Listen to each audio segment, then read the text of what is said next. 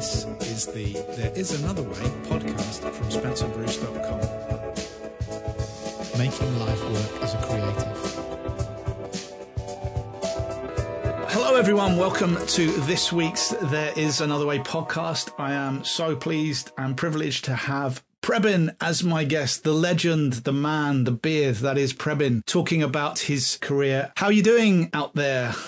Well, I'm very well, thank you very much. Thank you for the glowing introduction. It's very kind of you, if a bit over the top. That's kind of you to spend your time. I mean, we've been talking about this for some time now, and given the general flow of how the podcast usually goes, I think things will be a little bit different this time. Well, now we've got to do it. The world has changed dramatically. Yes, it has. Yeah. We're all sat in here. Well, not much. People say that, and you know, but in actual fact, for me, there hasn't been that much of a change because I've worked from home for, 20 years, 15 years, something like that. So, from that point of view, it's not the same. But of course, it is the same. But of course, it's totally not the same in so many other ways. And of course, there's a tension as well that you can feel. So, the world has changed. No, I'm with you. I mean, I feel two ways about it. I've been working from home for a very long time now, or at least most of my time when other people are working at home. The gigging thing is slightly different, but... Yeah, true enough. So it hasn't felt too much of a culture shock. But. No, I think the biggest thing, actually, is that I have been spared the loss of identity that I think is a lot of people are suffering from, because we do tend to sort of define ourselves as what we do, and if your identity is a gigging musician, or you are a banker, or whatever you do, something that you say, well, this is me, this is what I do, I'm a dentist, I'm a hairdresser, whatever.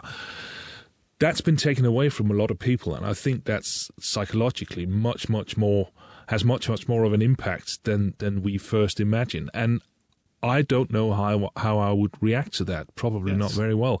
But I have been spared it so far because I'm still a chap recording at home, mixing and mastering in his own studio. That's not changed for me. So, I have a lot of time for the people who are suffering. Yeah, no. It's easy enough to say that, well, you're lucky you're at home, you've got 80% of your wages or whatever, but there's more to it than that, I think, much more. Yeah, I mean, that probably is a really good point to actually, I was going to ask, tell us a little bit about yourself and what it is that you do, what your freelance business, we put it in air quotes, is. What's your identity? For the listeners. Yeah. Well, I was born many years ago in Denmark and started playing the guitar. Well, I built my own guitar around about 5-6 from my granddad's cigar boxes with a ruler and some elastic band. And very, I was fascinated by it. I always have been. Started building guitars for other people. It was actually absolute nonsense, but enough that my parents realized that at some point I probably had to have a real guitar, which I then got a bit later. I got serious around about 10. I was always fascinated with England and the English music, and moved over here in 97 and have been here ever since. And essentially had a sort of like a home studio that just basically spiraled out of control, in the sense that all of a sudden it was where my main source of income was coming from. One of the signs in music that we all understand and know about is the production. Of course, got into mixing because I went to studios back in the day and recorded stuff with bands and thought, yes, this is fantastic, this is brilliant, and only to come out and think, this sounds terrible, the old car test. Yeah. You think, we've got the best mix in the world here, and then you think, no, we don't. And find out, why is this, and what's wrong, what can I do? I'm a very stubborn kind of character. We've, I guess, known of each other for quite a long time, and we only really got to meet up a couple of years ago now. Oh, we did when you very, very kindly came round to my place, my new place up here, just north of Manchester, and offered to do me, you've got a PhD in acoustics. I've moved up here with the purpose of building or rebuilding my studio, and you offered to come round and do some measurements and have a look at it, which it's fantastic. Forever grateful for. So we the way we kind of came in contact was you were my replacement. That's before that, yes. Yes. Well, I don't think we of course we didn't know, did we? We didn't know at the time, but I was aware of you and your prowess as a guitar player. So thinking about that, I mean, what kind of percentage of what you do is playing, and what percentage of it is mixing and mastering and those kind of things? And how's that going to change given what's going on now? Well, funnily enough, I do some live stuff and have done in London as well. Of course, before moving up here, primarily with a band called the Liam Grundy Band, which is a sort of a rock and roll honky tonk kind of thing where I get to pick a bit, and that's great fun. And of course, then moving up here changed that in a way, because all of a sudden I got myself a car, which I never did in London, because it's, anybody who's ever been driving in London will know that is a source of stress that personally I could do without. But up here in wonderful Lancashire, a very different story, because it's not quite as crowded. So I actually ended up doing more gigs up here after I moved. I would say it's probably about 75-80% studio and 20 to 25% live, something like that. But of course, that's completely changed now, because the live stuff is out the window entirely, for the moment at least.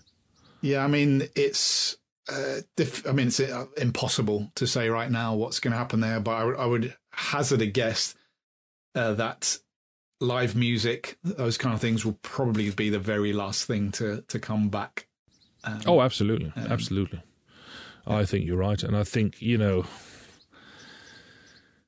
it's also quite telling that, of course, you can't do a live gig. Well, you can, I suppose. You could do a live gig behind closed doors and then stream it, like they're suggesting possibly doing with the football.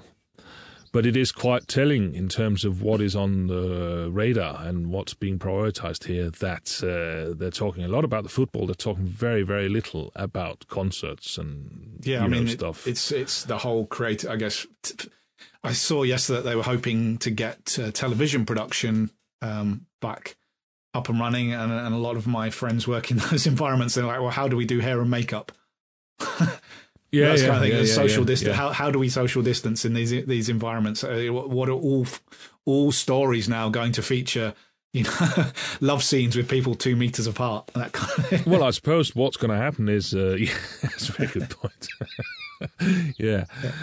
Is that not only did the Swedes take over all the pop music before all of this, but now of course they don't have the social distancing thing going on over there, so they're going to take over film and television completely. They're going to rule the way. It's all a Swedish plot. It is for world domination, but yes. I guess what better nation? They are a very calm people. They seem to have got their stuff together in some regards. Well, there's a historic thing with the Swedes and the Danes. Think of it like England and France, a little bit. So we've always been leaning more towards England, I suppose. Yes. But I have personally. So I love the Swedes. They're great. Less a rivalry. Yes.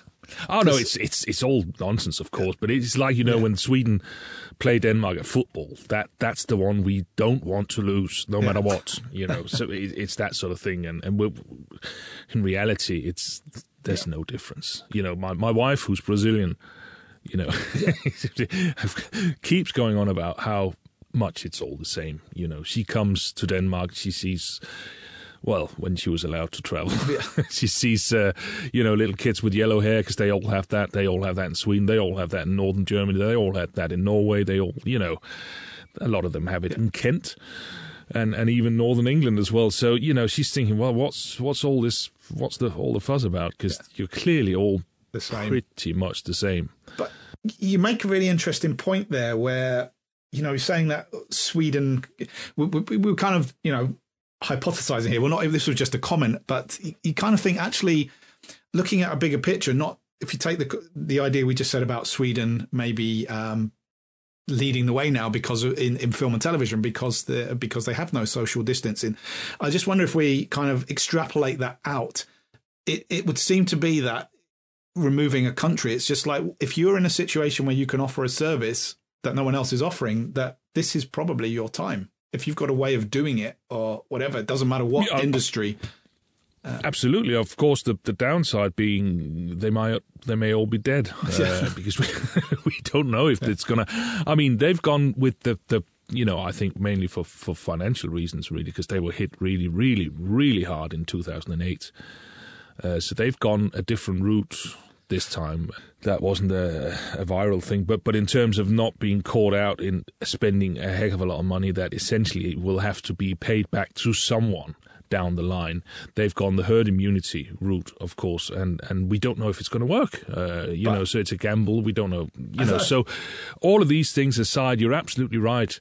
The thing about having a sort of USP, a unique selling point, I think a lot of that is combined, if you're lucky, with authenticity. And I think the USP these days, more than anything, is going to be that authenticity, because that's the one thing I feel when you look at young people, and let's face it, they are the future. It's not, people with long grey beards. I've got, what have I got? Maybe another 30 years if I'm lucky, and I'd be very happy to take that. But I'm not the future by any stretch of the imagination. But what they do tend to, I find, latch onto immediately is if whether something is authentic or not, or whether you're sort of trying to big yourself up in a sort of fake way. And they see that. They have a very, very strong radar for that, funnily enough, which I don't think we did. We're roughly the same generation. Yes. In our generation, in a sense, marketing wasn't in its infancy, but it wasn't the powerhouse that it was. Where media spin, although had been around it's been around forever, propaganda, etc. But I don't think it was so direct and controlling to the point where we, I guess, believed some of the things we were told, and there wasn't 24-hour, 365 coverage of every detail of everything. That's the big difference. There wasn't as much media. You'd still have to get on your bike and drive home, and there would be no phone, and there would be no internet, and there would be no, so you get much more time to reflect and get bored, I suppose, with thinking about these things and not thinking about them. Whereas now, it's 24/7 bombardment, and I'm absolutely, to be honest with you, quite astonished by young people who can navigate their way around this barrage of information, constant. One of the things I've been kind of thinking about recently and trying to get an idea behind is the idea that also in our generation, and not just our generation before, and to a certain extent those up to around maybe 2000, particularly with artists and creative people and film stars and all those things that you might have been involved with, there was an air of mystery. You didn't know what they had for breakfast. You didn't know, what their dog looked like, what they had. So there was always this thing you could find out more, and you'd seek to find out these little nuggets of information, and it would be a big deal to see. I'm going to think of a ridiculous example, maybe something like Steve Vai giving a lesson in a guitar magazine. You'd go on Rush and you'd buy the magazine and you'd savor this one-page article that he'd written as almost like the word of God. But nowadays, it's like you can watch every interview he's ever done, and he's now podcasting every Tuesday and Thursday for a couple of hours, talking about his life. And it's so the mystery rubs off. Yeah, it's a funny thing that, because I very much remember that sort of whole looking for information. How did they do that, and how was that done, and what amp, and all of that stuff. I remember there was a series in Guitar Player magazine with Andy Brower, the gear rental guy, where he would sort of go through various setups of classic sort of recordings and lift sort of the lid on what had been used for that recording, and it was like, whoa, I see. Now that's interesting. Whether it's all correct or not, we don't know. But of course, now you can find pictures from the session and blah blah blah blah blah. It's all available, and in a way, it takes away from the mystery. And in a way, I think perhaps that's not a bad idea. I don't know, to be honest with you, because I think this idea that there's somehow magic. There is magic in this stuff, one way or the other. It is about magic, but where it comes from. Well, it's interesting. You've hit two interesting points there, and one, it's going to end up with me doing a little bit of self-promotion, but something that I wrote about in my book, Guitar Creativity, is it's something that Nuno Bettencourt of Extreme talked about, in the fact that he was Van Halen's biggest fan. Yeah. Well, that was his massive influence. He was a massive fan of Van Halen. But at that time, growing up in the late 70s, to learn Van Halen, there was no video really. There was no footage. You might be able to see a performance, and you might be able to glint at what he was. So he had to figure out in his own interpretation what Van Halen was doing, which led to him developing his own unique style, because whatever he was doing, it wasn't exactly the same. It was just an approximation, and through that approximation, his unique style developed. And I think you can argue that for many artists of growing up in that generation, you try to do something, you don't know exactly what tube he was using, and what pedal, and what string, and what pick, because even if you do all that stuff, you're still not going to sound the same ultimately. No, you are going to sound the same. You're going to sound exactly the same as yourself. Yeah, exactly. No matter what you do. And I've literally... No, I know, but it's like Wes Montgomery and his thumb, isn't it? He thought that's how they did it, and that's why he played with his thumb. And that sounds like that. That's what we'll do. Maybe controversially, stating that because of that, we had lots... going to use a really bad parable here, but like a virus, things changed and mutated and spread on, and we got new styles of music. Whereas now we've got people spending so much time analysing what string someone's used and trying to literally copy a solo note for note, and then you watch the YouTube videos and people are getting slated because it's like, oh, you played that little bit wrong, and it's not exactly. It's not a facsimile. Don't be a facsimile. Be something different. It's a complete waste of time. And I feel I can say that because, believe me, I've been down that road. I think we both have, yeah. I mean, for me, the guitar, sort of the big hitters in my world of guitar were Hank Marvin, Mark Knopfler, Steve Morse, Albert Lee, James Burton, Holsworth. That's Carlton, I suppose. That has sort of been the route. And I've been,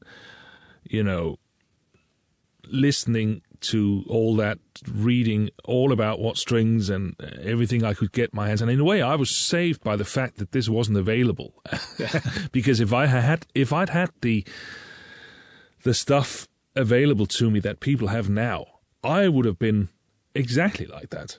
And there's nothing wrong. I mean, completely. What I'm trying to say is that I understand, but ultimately, it is slightly pointless. I mean, for me, the big revelation came when I was fortunate enough to go on tour with James Burton, Elvis Presley's guitar player, with Liam's band, Liam and Pete Pritchard's band. Awesome. Yeah. Well, fantastic. Yeah. I mean, as anybody who's ever picked up a Telecaster, and there you are on stage, and then you look to the left and you think, that's James Burton there. Oh, cool. I mean, yeah. But the problem with that is, a lot of the stuff that I sort of played up until, there was definitely a bit of Burton in there. And you think, right, I'm going to look a bit like an idiot, because no matter what I do, no matter how good I play, how well I play, how fantastic I am, which I'm not, but if I were, he is going to win the Who's the best James Burton here award tonight, because he is James Burton. I can't compete with that. So I've found myself rethinking everything on, this goes sort of through your mind in a split second. You're standing there and there's a bit coming. He was very magnanimous, and I was playing solos and everything, which he didn't have to. He was lovely, absolutely lovely. And you think, okay, I've got to play a solo here now. But he's just done the James Burton thing because, again, he is James Burton. So what am I going to do? And you think, well, I'm just going to relax and play something, which is exactly what you should do at any time. But it goes back to the thing you said a few minutes ago about authenticity as well. It's who wants to see, no disrespect, but who wants to see a second-rate James Burton? They want to see James Burton, but they want to see a first-rate you. Well, that's the thing, but that you can sort of the distance, the fact that you're away from people does actually make it a little bit easier to sort of say, well, no, I'm definitely if you want a bit like Holsworth, I'm your man or whatever. But the problem is when you're on stage with the bastard. Yeah. Pardon my French. That doesn't work, and it sort of really hammers it home to you. You think, well, actually, this is not going to work, because he's right there, and it's like sort of it's apples to apples comparison here.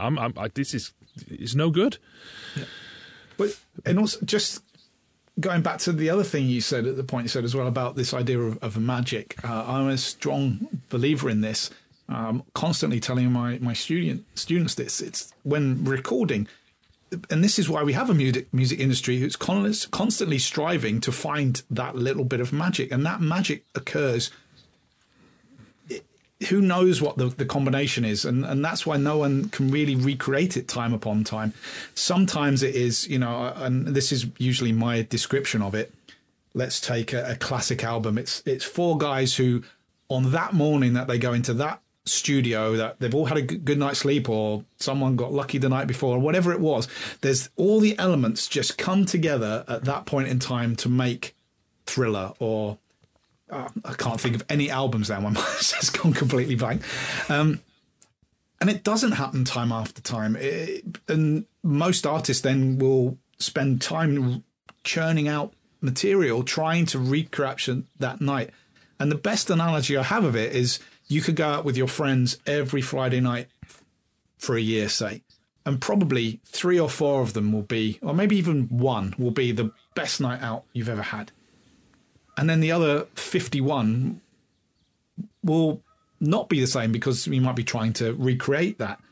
And then you analyze what was it on that one night. And again, you don't know. It's, you got a raise at work, or you just happened to get on the bus at the right time. You had a particularly nice bar of chocolate.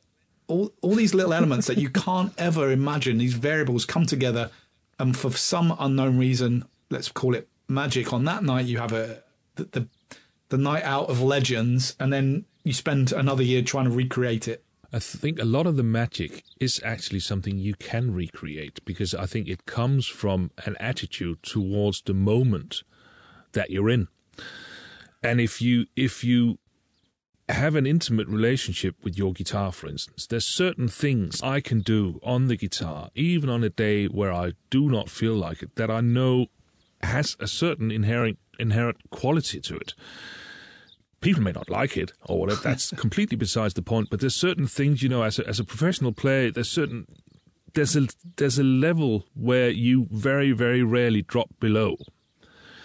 And I think a lot of that magic that we're talking about is in the actual intention of what you do with that. And you can extrapolate that to the material. The reason it worked so brilliantly with Thriller, it's a good song. It's a damn good song. And it's a good arrangement. And, all the mechanics are in place. They went in to create Sgt. Pepper, and look what... Yeah, sure. But it's a fine song to start with, You could have messed it up, but if you sort of know what you're doing and you've got somebody like George Martin at the helm, it's quite, that can be done. And I think that's the one thing that's unfortunately falling by the wayside in all this stuff, is because we're so focused on learning to play like so and so and so and such. And again, I've done it myself, and I've got a pull myself up and make sure I don't do it again, because I do have a tendency to doing that. But the writing of, well, what am I actually going to play here when I've done my Mike Stern lick or whatever it is, my Steve Vai sweeping thing that I can do and dive bombs and stuff. What am I actually going to play? What have I got to say? Who am I? What is my message, if you will? And that's of course completely ridiculous to say. Well, no, I don't think it's it's that magic, I think, is in there more than anything else, that the writing suffers because it becomes all about the execution. Well, I think we're kind of going along the same idea, and I'm going to go back to my night out analogy in the fact that what I'm saying is, if you overthink it, if you go, we're going out tonight and we're going to have the best night out and we're going to do all these things that we know maybe contribute to having the best night out, it doesn't happen. It's when you, like you say, maybe you don't think about it. You're authentic, going back to another term, and things just happen. Oh, absolutely. Because the thing is, you think you have to leave the window open so that the muse can fly in. Yeah. But standing at the window shouting, "Come here, come here," that's not going to work.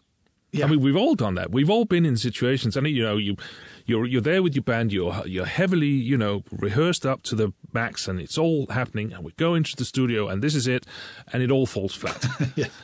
For some reason. Oh no, I can't hear myself properly. Oh, I can hear myself properly. The singer. Oh, yeah, I've got a bit of a cough. Yeah. So that's what I was meaning. Sometimes those days, whatever it is, for whatever reasons, those things just don't occur, and you could go into a session the next day with everything exactly the same, and that little bit of magic didn't occur. And it could be something as simple as I didn't enjoy my cup of tea this morning. But on a good day, all of the people who come into that environment who are working on it. Yeah, but the problem with that, Neil, is that you're putting your own emotion above what you're there to do. Oh yeah, but I'm saying it's possibly subconscious. Oh no, I'm sure it is. No, I'm not talking about you doing it. And of course, it's subconscious. But you're allowing something else to become more important than the thing you're doing. This is a very Scandinavian way of looking at it, because we must follow. I don't know. We speak with a German accent all of a sudden. We it's awful. Anyway, it's a bit like allowing the thing that is about you to become more important than the thing that's about the music. And I think, I do all of this myself all the time. If you go on stage, you're a bit nervous for whatever reason. There's somebody in the audience. Then there's, that'd be nice, of course. But there's somebody particular. You play in the those audience. gigs as well, yeah. Oh no, I've done gigs that we could easily do under the. I had a fusion trio back in Denmark, and we actually did one gig in particular where there was only three of us, but there was more of us on stage than there were in the audience. Yeah. By a factor of 2 to 3. So I know all about this. Oh God, that was a funny night actually. Pardon me. That's not Corona related. I've had this cough for a long time. But I think when you try to force it. That's all. I mean, that's the thing. That's the difference, I think, between the professionals and the not professionals, is that they can deliver something without forcing it, even when they don't feel like it. Yeah. But the beautiful thing about where we are now with people in home studios and stuff is we can bypass all this. We can deliver, at least from a creative point of view, the same thing that you used to be able to get when you had 2 years in whatever studio that you'd locked yourself down in or locked out in, because you can say, well, no, I don't feel like it today. And that's fair enough. That's absolutely fair enough, as long as it's not, every day. And I'm sure we both know that trap where I've got to do these guitars. Today's not really. No, well, maybe tomorrow. And then some days you just don't get going at all. And that's okay. But not if it's 3 days out of 5 all of a sudden. Then it's a problem. Yeah. And there is a tendency to that's another trap to fall into. But that's how people used to do these albums, certainly when the money really appeared in the business, that they could take days off where it didn't quite work out, or they could afford to record 20 songs for the album and only use 10. Well, we've got exactly that situation now with home studios. We can use this very creatively. Yeah, I mean, you're speaking to the man who's now a year behind on a project for that very reason. Well, which is what all the big ones used to do, if you remember. It's funnily enough. I can see the pros and cons of this, and the biggest pros are the experimentation. You're not up against time. You're not up against many things, many creative boundaries, and in some regards it's a real positive. I'm thinking about this album project I'm working on at the moment, and actually I had a song that recorded pretty much completed. Basically one day just went, this is not working, and I've re-recorded it into something completely different. Obviously the crutch of the song, the chords and all that, the same. The style has changed completely. And I think if I'd put it out a year ago, I wouldn't have been as happy with it as I am now. But that's the downside, is that I haven't got something out there. And I'm always in this constant struggle, again, trying to tell students one of the best things you can do is finish. Just absolutely. Put something out there and move on, because that's how you learn. Because then you can come back to it a year later, a week later, and go, you know what, that's not quite working. And then you make something else that's better. That's part of the process. And here I am not following my own rules.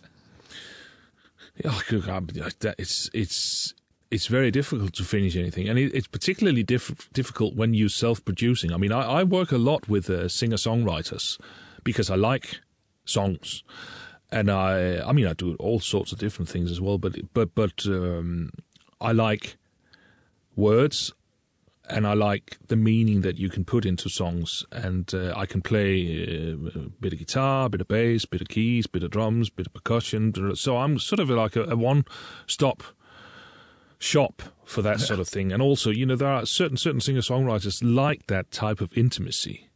Also because you can make the songs come alive in a totally different way than if you're in a rehearsal studio. You've got it for 3 hours, everybody's half an hour late, and the drummer just wants to play as much as possible, and you've got this ballad that you don't really want drums on. Yeah.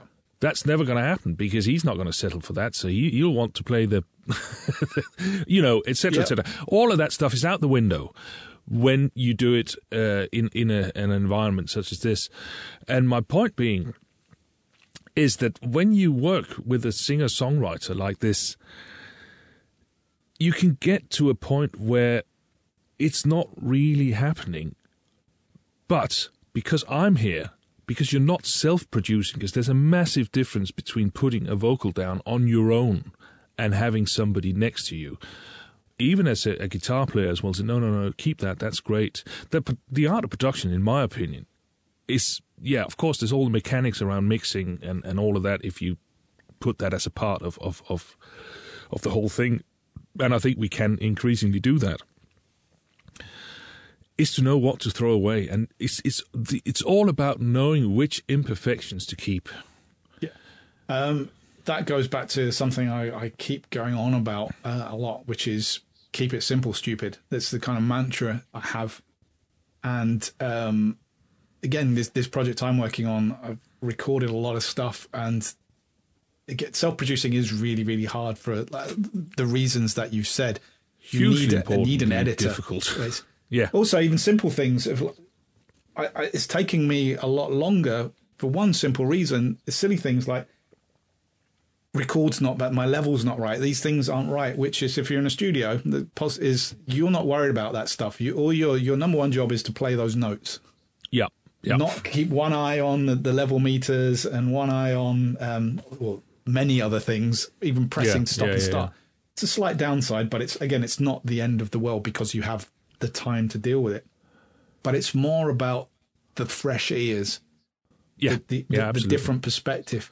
And a case that I argue with this is the films of Quentin Tarantino. His, I guess, most popular and best work, so it may be controversial. I'm sure we get a lot of comments on this. We're talking maybe Reservoir Dogs, Pulp Fiction, Jackie Brown, his early films. Yeah. Mm-hmm. His later films, these films which are rolling on for like 2.5, 3 hours, maybe not had as much impact. Part of the reason I would strongly argue is because he is, and you can equate this across many different art forms, and I'm sure we can think of some music examples. He becomes to a certain level where no one is going to say no to him. Also, he takes on the role of editor. Back in those days, he had a separate editor who was there. He had the vision, the film, he shot all the film, he directed the actors, and then someone else took over and crafted that into something else. It's the same with records. You know, the bands would go into a studio when they had less control over the production and music. They were there, they were playing their songs to the best of their ability, and someone else would make decisions. And a lot of time now, one of the downsides that they say of self-producing is you've not got that second opinion, you've not got that editorial control, someone else to give it away to someone else to make good decisions. I think that is a downside. And there are, again, like I say, countless examples. I can think of bands who their best albums were before they suddenly decided that they were going to mix, engineer and master all their own albums. I absolutely agree. I mean, it obviously. On the other hand, you know, it is a unique opportunity to express exactly what you want, which is exciting, you know.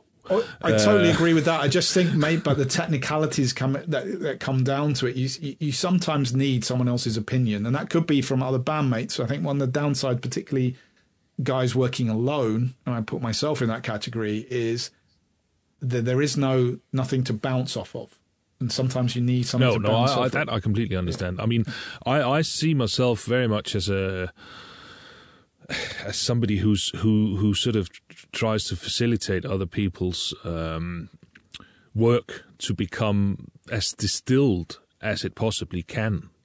You know, if I hear, you know, somebody singing or somebody playing or whatever, I think, well, that's unique. I like that. That's a bit different. Let's have more of that, because that makes you not stand out as in buy my record. But I'm very old-fashioned. I'm not, you know, I'm doing it for the money in the sense that I have to survive, and I have a house full of people and that I have to provide for, and you know, not on my own, thankfully, but you know, I'm, you know, we got to keep everything going. But I'm not bothered about having a fleet of Rolls Royces or anything like that. It's of no concern to me. I want people to express themselves in as much of a unique way as they possibly can, and you know, if I'm fortunate enough that somebody comes to me and wants to work with me or wants me to mix their record, I bring into it what's, of course, how I think it should be, and they would normally go to me if there's a bit of an affinity and we quite like all of that stuff, the way he does stuff. But I don't do it in terms of trying to make it sellable. I'm only doing it to try and make it, quote unquote, as good as I possibly can. Not to actually, I don't want to shave off any rough edges. In fact, I want to highlight them. Want to put a spotlight on. And of course, a lot of people are not comfortable with that, which is another thing that we can get into, which is why is it that now we've got home studios and everybody can do exactly what they want. They all want to do the same thing. That's weird to me. Why doesn't anybody want to do something? And luckily there are loads of people who want to do something different. But, you know, you've got this opportunity to do exactly what you want, precisely the way you want it. Is it really necessary to try and do it exactly like these other guys over here? You know, why don't we try something else?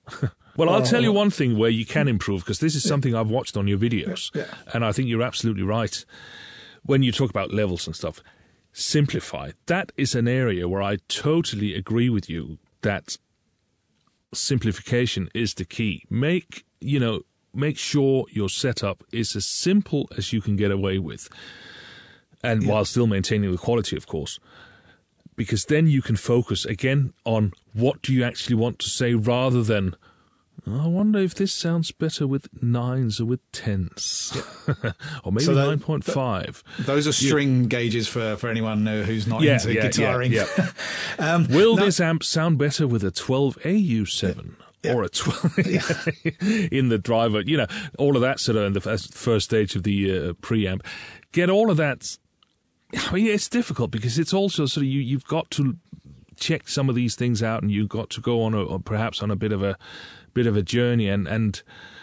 But that's something I think is for something else, and I think the internet.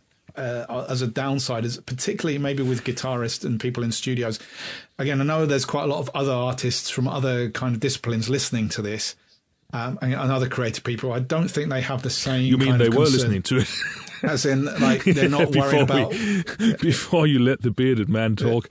Poor, sorry about that, people out there. No, but it's like, I think they're probably not worried so much about what paintbrush to use. Although, there's probably discussions, but they're not probably spending 12 hours a day on a forum arguing with someone about which paintbrush is the best paintbrush, or which, they just...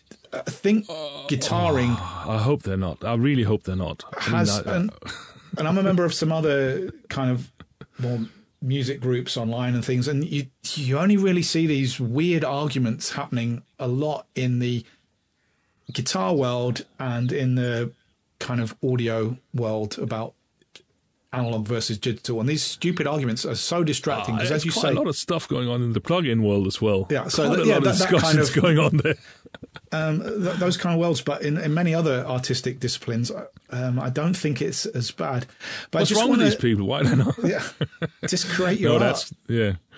One thing I just wanted to jump back to is you saying about your motivations for doing this, and I think that's probably why we get on so well, is because similar motivations. I feel that it's not about the Rolls Royces and the cars and all that, because ultimately, if you create something that is good, hopefully the goal will be that it will be timeless and it would outlive you. And there is something of real value. And my motivation is primarily the fact that it's going to sound rather dramatic here, but it's not. Music saved me. That's it. If it wasn't for music, I don't know where I'd be in life in terms of my mental state and anything. It's the place I've always gone to, and it's so crucial to me. And it's those pieces of music, whatever it is about them, it's the things that I go to when I need them. And that's my motivation for wanting to, create art, is to, if it's just one person can be saved or can be happy or can convey something to someone, and they go, oh, that's my only motivation for doing this. And therefore it does put you in, like I say, a different perspective. I think if I was ultimately chasing the money, which I have done as well, when you're kind of trying to write production music and all those kind of things, which you're very much, I'm writing a piece of music to serve a purpose. It's just like McDonald's in that sense. I've done a bit of that myself, very, very briefly, because I just... And it's harder. It's harder. God Almighty, and the dedication you have. That's the thing. People think, it's easy. Listen to what's in the chart. Any idiot can do that. Well, don't hold back, because I actually know somebody who did that, and it's not as easy as you think. And you still need to know everything that's. It's easy to emulate, perhaps, but that's not going to get you in the charts, is it? I had a friend in Denmark who sort of was at the forefront of that Swedish pop revolution, I think we can call it, with Dennis Pop and Max Martin in Stockholm. And he did the same thing in Denmark, sort of a couple of years earlier. And actually, without him, probably none of that would have happened. I mean, I didn't particularly like the music, but his dedication was absolutely amazing. Dean N was his name, and I've never seen anybody work as hard as he did. We used to call him Clean because he used to have a job as a cleaner during the day. So he would clean during the day, and then he would work on the music during the night. And I mean, it did kill him in the end, unfortunately. But a brilliant bass player as well, by the way. I used to play in a Thin Lizzy before tribute bands were popular. We just did it because we thought Thin Lizzy were great. That was it. But he worked so hard to get that thing, and that's the thing. Also, I feel with I think any type of art, when people say, well, we're just going to do this one, and then we're going to get known, and then people will listen to our real stuff, or they will watch this film, which is what we really want to do. I always say to people, that is not, in my opinion, the way to do it, because the problem is, A, what you do is what you become good at. But if people recognize you for having written the Birdie song, for instance, and you come out and you start playing, I don't know, this is our dark ambient cover. Music, yeah. Yeah, this is our latest cover of Birdland, because we thought it was a bit, whatever, anything we can think of. It's not going to work, because that is... This gear change, I think, is not particularly... Some people have done it. You can take somebody like Miles Davis, who changed gear, 2 times, essentially, from the 60s stuff to the 70s stuff, and then again in the 80s, and it's radically different. But it's all very much... I mean, the Beatles did it. Yeah. They did it, before Rubber Soul, after Rubber Soul, and then... What Bowie springs to mind, and some of what he did slightly unsuccessful. Like Tim, and I'm not the world's biggest David Bowie fan, but I totally admire his ability to change direction. And I say Tin Machine, I think, is universally panned as terrible. Yeah. But see, that's an interesting example. Yeah. Because to me, that change is more of a laboured change that loses some of the essence of what Bowie was, to me. I mean, I listened a lot to Scary Monsters. To me, that's more of a contrived change, if I'm honest, because I think the thing that makes Miles unique is that you can't really say that later Miles sounds less like Miles Davis than the mid-period Miles or the early Miles stuff. It all sounds totally like him. Whereas I would argue that Tin Machine sounds less Bowie-esque than Station to Station, for instance. Yes. And, it seems a bit like a move to me, and I could be completely wrong, of course. But that's... The gear change is it's difficult to get people on board. I mean, that's the thing. Even Miles Davis, when he made that, especially the change, well, actually, both of them, but particularly the last one, when he got the electric side of things and Robin Ford and all that stuff, a lot of people hated it. I mean, really, really thought it was all terrible. And so if you struggle to do that and get people on board as Miles Davis, how much of a chance do you think, my point being, follow your heart. And my point being, again, that he changed these things because he was following his heart. He didn't do the early stuff to get a bit of an easy break so he could get down to Bitches Brew and all that weird stuff. I don't think that's how it works. Defines what an artist is. It's that not, whatever your art form, not really caring of what your audience think. And some classic examples I always think of where we as audience members are bad at this as well. So, for example, stand-up comedy, you might have a favourite stand-up comedian and you love their early material, like the early albums. And then they go out and I'm going to do, and it's like, no, do the old jokes. It's like, well, that's what I mean. If you don't play the Birdie song. Yeah.